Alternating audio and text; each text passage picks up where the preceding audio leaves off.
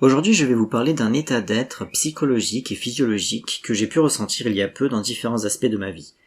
Cet état a immédiatement et profondément changé la chimie de mon corps. C'est une situation moins habituelle chez moi, ce qui m'a tout de suite permis de ressentir les moindres contours de ces changements. Cet état que nous allons aborder aujourd'hui est l'hypervigilance. Installez-vous confortablement et prenez une boisson chaude, je vous embarque avec moi dans l'analyse de ce prisme complexe et subtil. Générique. Bienvenue sur le podcast de la reconnexion. Je suis Sébastien Rousseau, thérapeute holistique, et mon but est de vous guider dans votre épanouissement personnel et votre évolution spirituelle au travers de mes connaissances, mes expériences et mes intuitions. Explications ludiques, hypnose onirique et méditative, mais aussi de nombreux exercices. N'hésitez pas à me suivre sur les réseaux afin d'en savoir plus sur moi, mais aussi connaître les prochaines dates de mes stages, ateliers ou retraites. Alors, prêt à vous reconnecter ? C'est parti. Bonjour à tous et bienvenue dans ce nouveau podcast. Pour bien comprendre le sujet, nous allons décortiquer un peu cette hypervigilance pour que vous puissiez bien intégrer de quoi nous parlons ici. La vigilance est définie comme l'état d'être attentif et alerte, capable de percevoir et de réagir rapidement à des stimuli ou des changements dans l'environnement. Elle implique une disposition mentale où l'individu est prêt à détecter, analyser et répondre à des situations potentiellement importantes ou menaçantes. Je vous donne quelques aspects clés de la vigilance. En premier plan, une attention soutenue, spécifique, soit la capacité à maintenir un haut niveau de concentration sur une tâche ou un ensemble de stimuli sur une période prolongée. En second plan, une réactivité spécifique, soit l'aptitude à répondre promptement et efficacement à des signaux ou des événements. En troisième plan, une surveillance spécifique, soit une observation continue et active de l'environnement pour détecter des anomalies ou des dangers potentiels. Et enfin, une préparation spécifique, soit l'état de préparation mentale et physique permettant de réagir rapidement en cas de besoin. Et le préfixe hyper, dont la définition montre une action supérieure à la normale. L'hypervigilance est donc une intensification anormale d'un certain nombre de facteurs comme l'attention, la réactivité et la surveillance. Maintenant que nous en avons la définition, ce qui est intéressant de comprendre, c'est comment cela se manifeste dans notre quotidien. Pouvons-nous dire que nous sommes hyper vigilants ? Pour être honnête, je l'ai été, mais je ne m'en souvenais plus. C'est lorsque j'ai repassé la frontière française il y a quelques semaines que cette sensation s'est réinstallée progressivement en moi. Et comme je le disais en intro, quand on ne ressent plus une sensation depuis longtemps, on en devient très sensible, très conscient. Cet état s'est réinstallé à cause de plusieurs facteurs. Le premier est l'intensification brutale des radars. Comme une impression permanente d'angoisse de se faire flasher. Et ce n'est pas tant qu'une impression, car il y a vraiment énormément de radars en France. Quand on n'a plus l'habitude, on ressent presque le sentiment d'être violé. De devoir regarder partout, de surveiller la vitesse très souvent, d'ailleurs une vitesse qui est moins bien indiquée que la présence des radars, puis la vitesse recommandée sur le GPS, puis la dénomination de la route pour aller chercher dans ses connaissances la limitation appropriée au type de route. Et encore là, il est possible de se tromper parce que c'est bien la limitation appropriée, mais comme c'est un jour de pluie et que le vent souffle à 20 km/h et que dans cette portion il y a des travaux avec une spécificité supplémentaire, c'est pas ce que vous croyez. Et comme l'État est généreux, il rajoute des radars de chantier parce que le citoyen français a toujours besoin d'être responsabilisé. Enfin pillé, mais ça, c'est pas comme ça qu'ils le disent. Enfin non, pardon, c'est pour la sécurité de tous. Oh là là, qu'est-ce que je suis mauvaise langue. J'ai tellement été poussé à l'extrême dans cette hypervigilance routière que j'ai commencé à délirer et inventer des citations comme « souriez, vous êtes flashé » ou « souriez, vous êtes débité ». Et au-delà des radars, vient la ville. La ville et sa croissance sans limite, repoussant champs et animaux de ferme pour toujours accueillir plus de consommateurs. Des consommateurs qui grouillent absolument partout, trottoirs, routes, magasins, entreprises, traversant par tous bords et obligeant là aussi à une attention soutenue pour n'écraser personne. Sans compter l'utilisation des sens qui est fait à l'encontre de notre volonté, comme celui des cris, des discussions, des bruits ambiants, qui sont loin des chants mélodieux des oiseaux, mais plutôt des klaxons, des travaux, des moteurs. Je me suis même surpris chez mes parents à sursauter 2 fois lors du dégazement de l'usine de Berlétan. Et quand j'ai demandé à mes parents « c'est quoi ça ?», entendre de manière presque tolérée « oh, ça doit être l'usine qui crache ». On pourrait croire que je parle ici de très grandes villes comme Paris, mais aujourd'hui ça touche beaucoup plus de petites villes que nous l'imaginons. L'hypervigilance gagne du terrain dans nos moyennes campagnes. Alors imaginez ce que ça donne dans les grandes villes. Nous avons entendu dire en discutant avec de la famille qu'une ville comme Toulouse accueille plus de 5000 personnes par an, ce qui implique toujours plus d'agrandissements et d'infrastructures. C'est à se demander quand est-ce que ça sera assez. Connaissons-nous réellement les capacités maximales d'une ville, ou les besoins minimums nécessaires aux alentours, comme le nombre d'arbres, de fermes, etc. Au-delà de l'aspect extérieur que je viens d'aborder, il y a aussi l'aspect intérieur, comme l'intérieur d'un foyer. Nous sommes en permanence à l'affût du moindre incident, comme si après avoir survécu à l'extérieur, il fallait maintenant survivre à l'intérieur. Faire attention au moindre mouvement d'un bébé ou d'un jeune enfant, faire attention à bien éteindre le gaz, les lumières, car Big Brother est là pour surveiller notre consommation. Certains portent le discours de responsabilité à ça. En faisant payer plus cher, nous responsabilisons la population.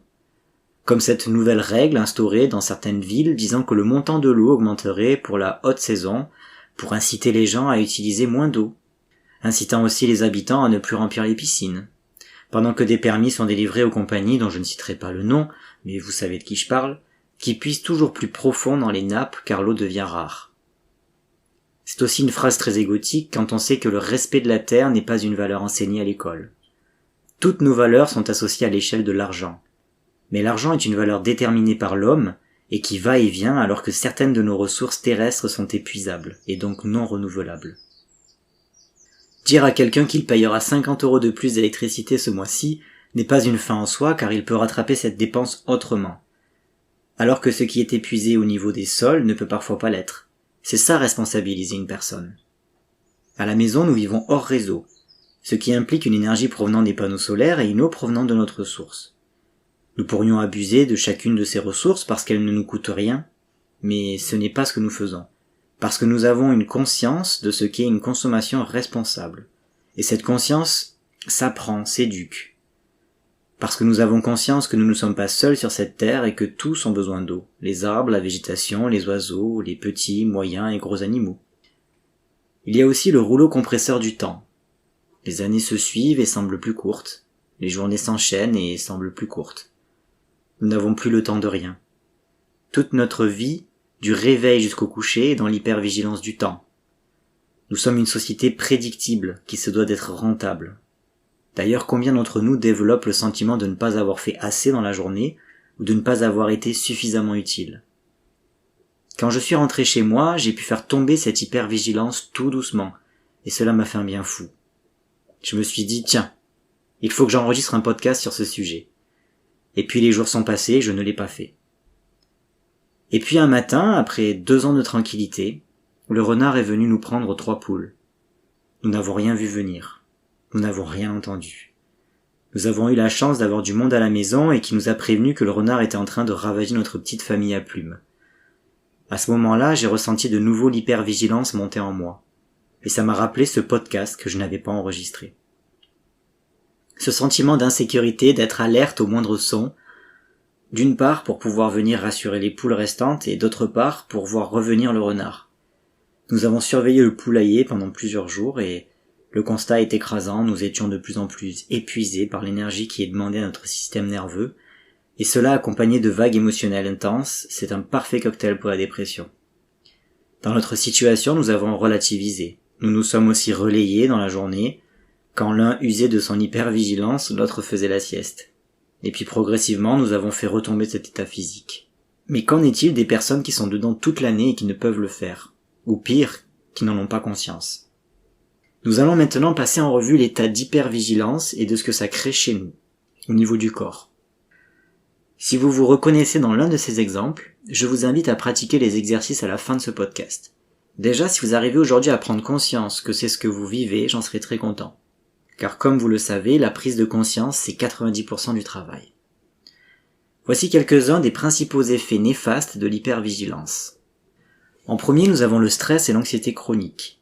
L'hypervigilance entraîne une activation constante du système de réponse au stress, provoquant une anxiété persistante et un état de tension permanente. Et l'on sait que l'anxiété est une réponse émotionnelle très fréquente dans notre société, pour ne pas dire omniprésente. Elle entraîne des tensions permanentes et des symptômes comme l'augmentation du risque cardiaque, la transpiration, les tremblements et les sensations de malaise général. Dans pratiquement toutes mes séances, mes clients me parlent d'anxiété. Une étude a mis en lumière que 95% des Français sont stressés ou anxieux. En seconde position, nous avons la fatigue mentale et physique. Le besoin incessant de surveiller les menaces potentielles épuise les ressources cognitives et énergétiques, conduisant à une fatigue chronique. C'est ce que j'appelle le syndrome du survivaliste.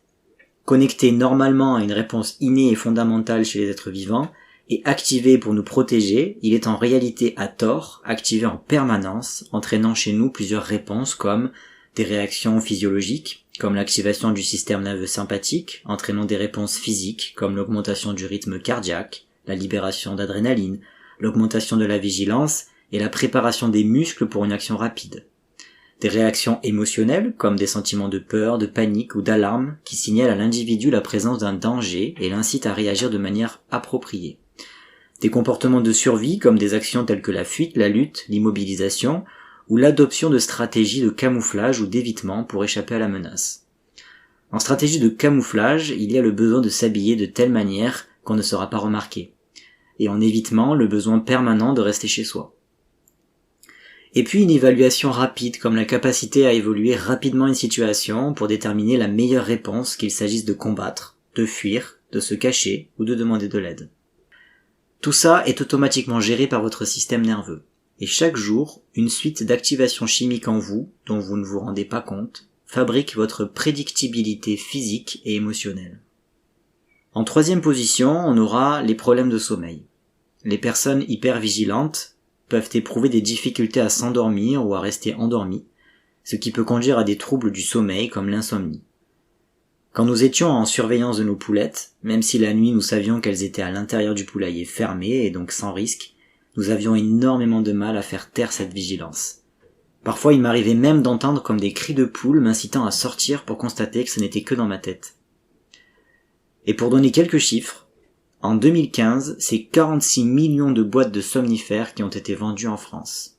Près de 45% des Français en consommaient en 2021. C'est pour dire. En quatrième position, une détérioration des relations sociales. L'hypervigilance peut rendre les interactions sociales difficiles car la personne peut être perçue comme distante, méfiante ou constamment sur la défensive. C'est un sentiment qui brouille nos perceptions. Pour revenir à la surveillance de nos poules, nous avons ressenti une sorte d'insécurité générale, une violation, au même titre qu'un cambriolage. Et lorsque j'étais en France, je ne pouvais pas sortir 2 jours de suite. Je m'accordais toujours un jour de pause parce que cette vigilance permanente me vidait de mon énergie. Et j'ai de la chance parce que je pouvais le faire. Quand on a un métier, des obligations, on se doit juste de continuer sa semaine. En cinquième position, nous avons des problèmes de concentration. L'attention excessive aux détails de l'environnement peut interférer avec la capacité à se concentrer sur les tâches importantes, réduisant ainsi l'efficacité au travail ou dans les études. C'est aussi corrélé avec le manque de sommeil et l'épuisement de manière générale. Beaucoup de Français prennent des vitamines pour améliorer la concentration sans se demander si leur vigilance n'est pas finalement la source. En sixième position, nous avons l'irritabilité et l'agressivité. Une vigilance excessive augmente la sensibilité aux stimuli stressants, rendant la personne plus irritable ou même agressive dans des situations banales. Et depuis les différents confinements, nous avons pu constater une hausse de l'agressivité. En fait, cette période de notre vie n'a fait que renforcer l'hypervigilance déjà trop présente dans nos vies et confortablement installée. En septième position, nous avons le développement de troubles psychologiques, car l'hypervigilance est souvent associée à des troubles tels que le trouble de stress post-traumatique, aussi appelé TSPT, l'anxiété généralisée et la dépression. Pour avoir discuté avec des amis, on remarque ces derniers temps l'apparition brutale de TOC, troubles obsessionnels compulsifs, chez des gens qui n'en avaient jamais eu. Ce sont des troubles qui peuvent survenir à la naissance grâce à la présence de TOC dans la famille, ou apparaître tardivement entre 10-12 ans, ou au plus tard à la fin de l'adolescence. Or, la plupart des gens qui ont développé ces TOC ont plus de 40 ans. Ce qui veut dire que l'hypervigilance peut aussi entraîner en combinaison avec des facteurs environnementaux le développement de ce trouble.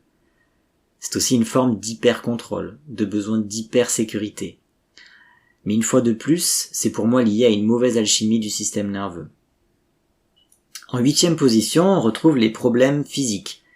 Le stress chronique induit par l'hypervigilance contribue à divers problèmes de santé physique, tels que les maux de tête, parce que le corps nous dit que nous nous prenons trop la tête, les troubles gastro-intestinaux, parce que le corps nous dit que nous avons du mal à digérer notre vie, l'hypertension et les maladies cardiovasculaires, parce que le corps nous dit que nous n'écoutons pas assez notre cœur. Et pour cause, le système nerveux, étant une pièce maîtresse, il peut aussi envoyer des signaux de surproduction, du sang, de la lymphe, de la réponse au stress, de la digestion, etc. Je pense que je pourrais donner encore plus d'exemples, mais on en a déjà bien fait le tour. Et comme je le disais plus haut, si vous vous êtes reconnu ne serait-ce que dans un de ces exemples, je vous conseille dès aujourd'hui d'agir dessus et de réduire les effets sur votre corps et votre tête. Voici quelques exercices que je vous conseille, ils sont simples et accessibles à n'importe quel quotidien. Tout d'abord, si vous n'êtes pas certain d'être concerné par l'hypervigilance, je vous invite à faire ce check-up en répondant aux questions suivantes.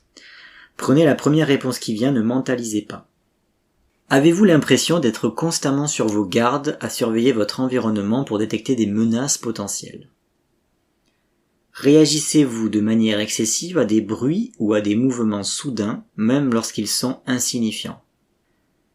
Trouvez-vous difficile de vous détendre, même dans des situations calmes et sécurisées?